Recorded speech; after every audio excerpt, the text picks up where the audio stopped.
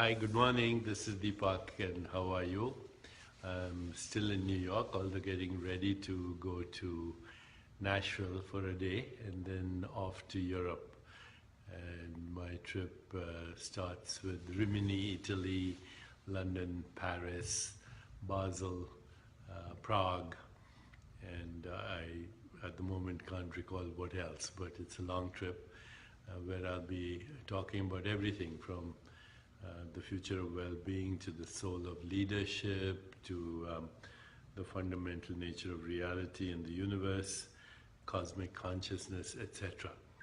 And also, before I talk about today's topic, which is how to be present and why it matters, please check out the URL below.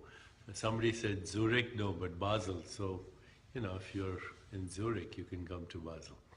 Okay, so my topic today is how to be present and why it matters.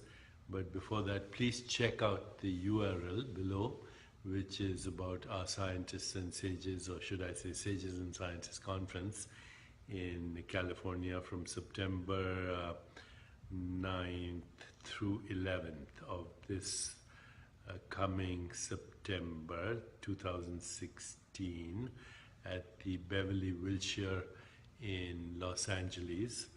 We're going to have some amazing people coming there. When you click, you'll find out the schedule.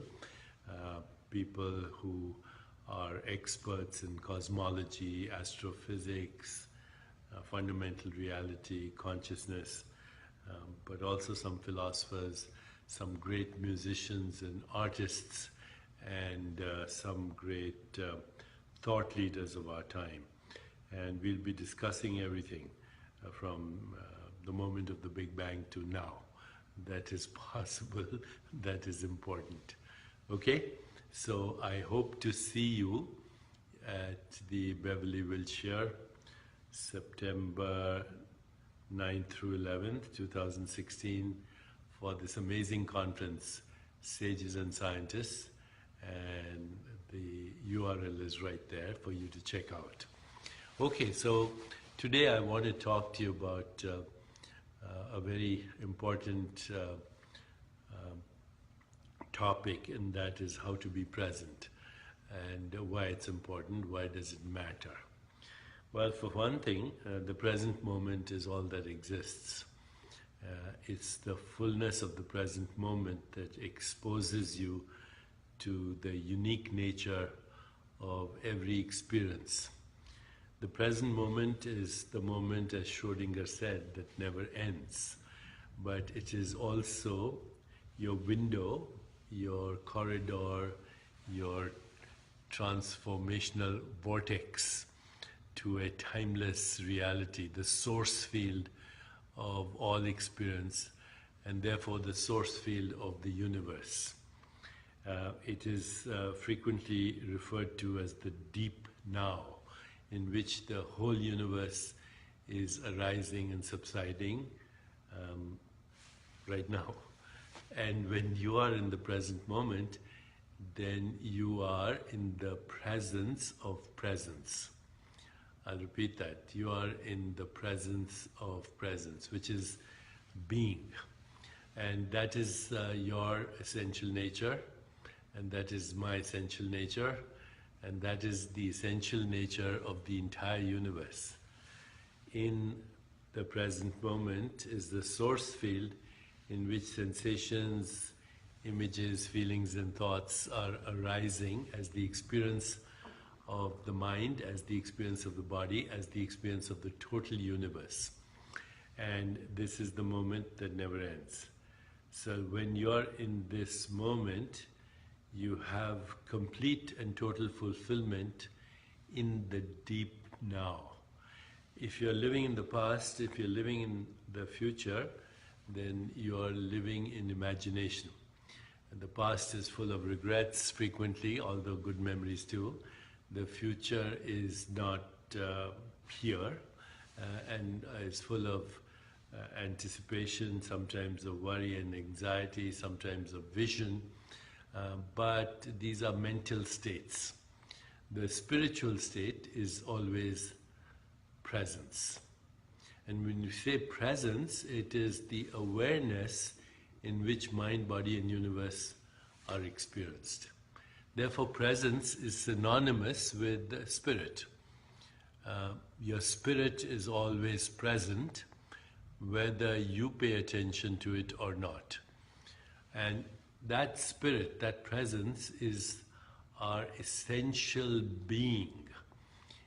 So if you think about your life, once you were a baby, once you were a teenager, once you were an adult, now you are who you are, but your body will be keeping evolving and changing, and so will your emotions, so will your mind, so will your thoughts, so will your sensory experiences of the world. The universe will also keep changing.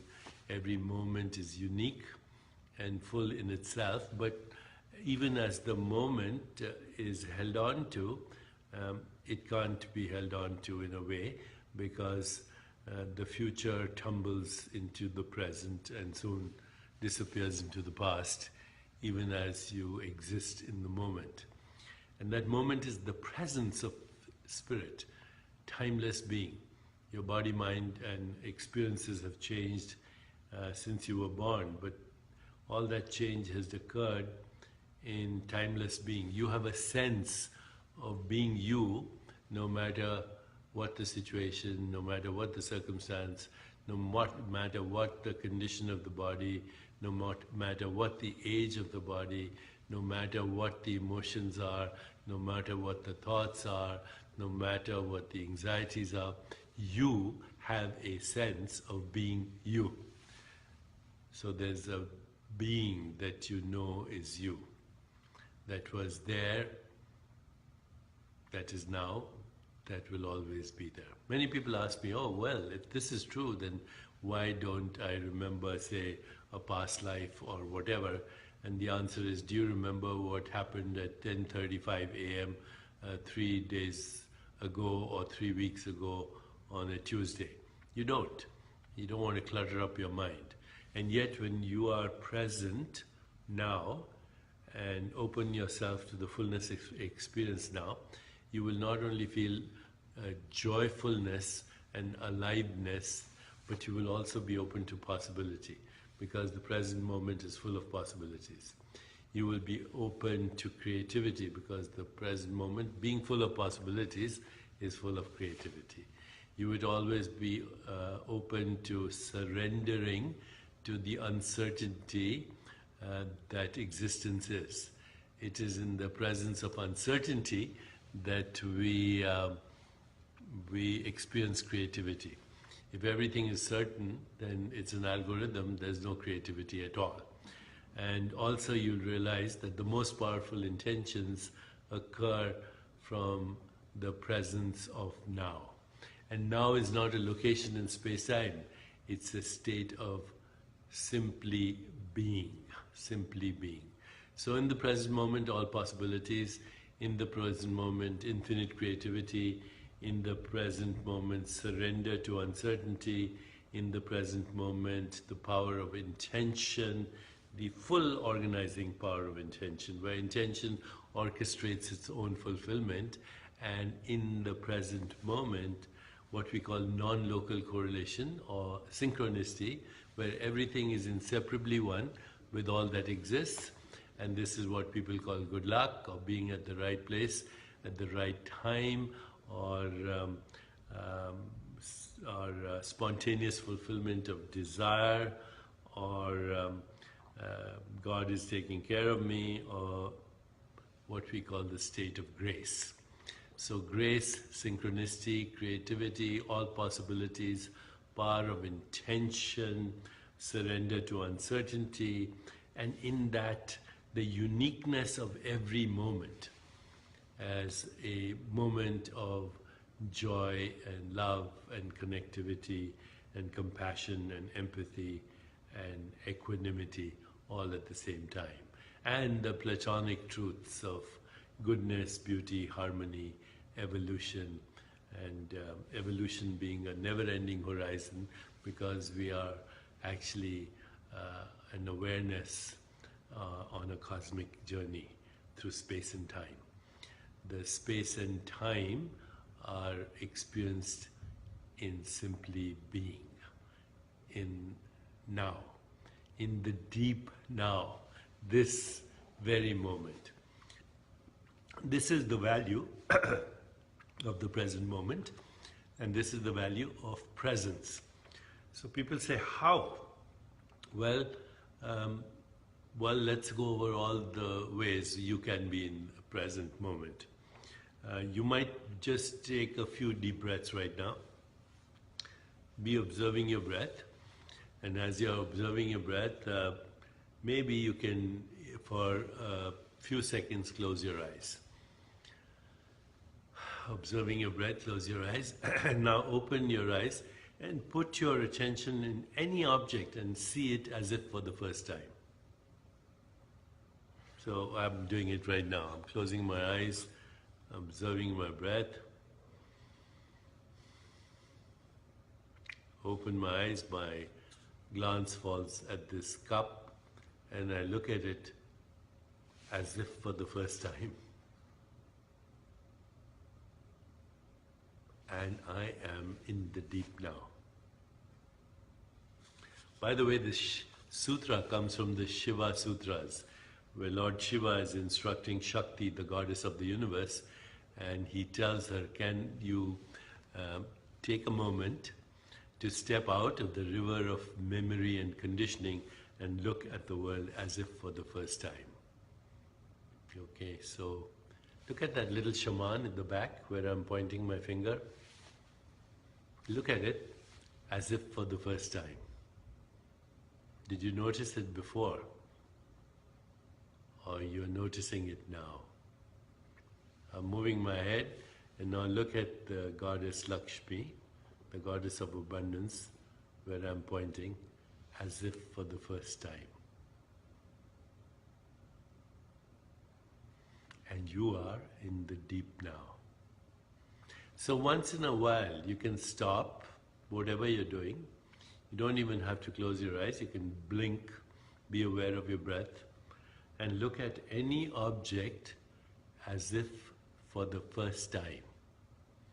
And you'll be in the deep now, which is the grace of being. Somebody said, I didn't notice until you pointed out. I didn't point out the shaman right there in my back. Look at it as if for the first time. You can also shift your attention to space, because space is ever-present witnessing awareness. There's space around objects, there's space around you, there's actually space around your thoughts, because you can witness the birth and death of a thought in the space of consciousness. So whenever you put your attention on anything, without labels, without judgment, without evaluation, without analysis, without description, you enter the deep now. Whether that attention is on your breath, a sensation in your body, on your musculoskeletal system, on the organs inside your body, in the hollow spaces, on mental space, on the web of relationship. So many ways to be an ever-present witnessing awareness in the deep now of the arising and subsiding of experience, and also the knowing of experience, which is, by the way, the whole universe. Everything we experience is in the deep now as the arising and subsiding of sensations, images, feelings, thoughts in the deep now. In the deep now.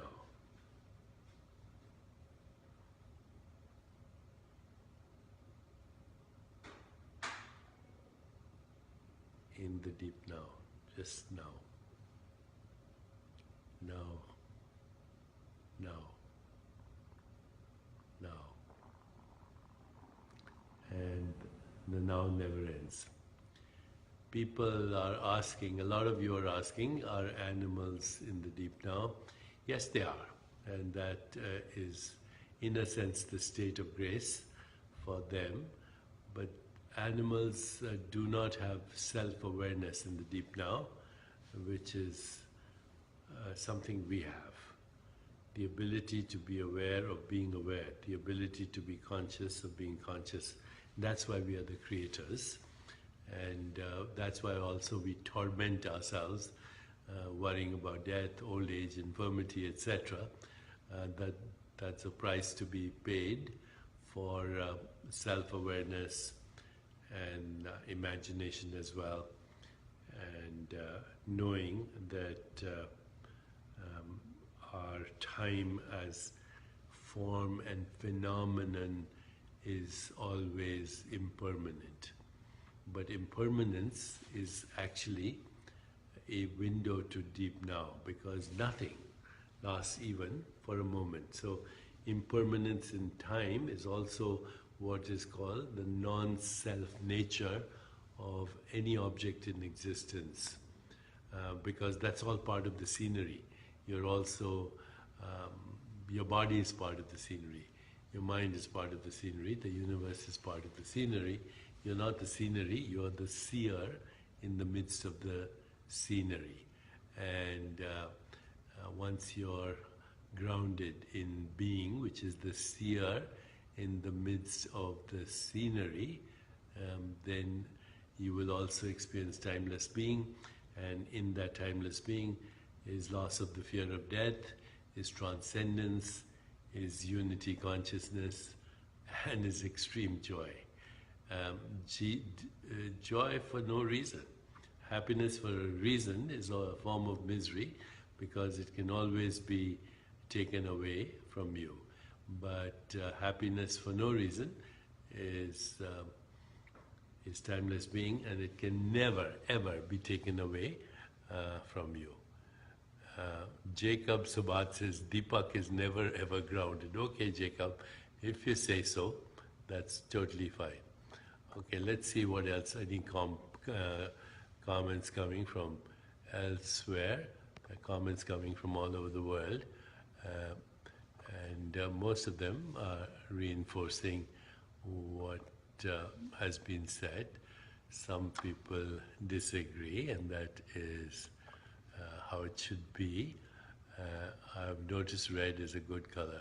Red is a good color for passion. Okay, and red is the color of passion. Okay, so maybe I will comment on some of your comments later as well, maybe tomorrow. There are no facts, there's only an object for the subject, and the attitude of the mind, beholding the mind, is what gives the character and meaning to the fact. Yeah, what we call empirical fact is a photograph of an event in the deep now.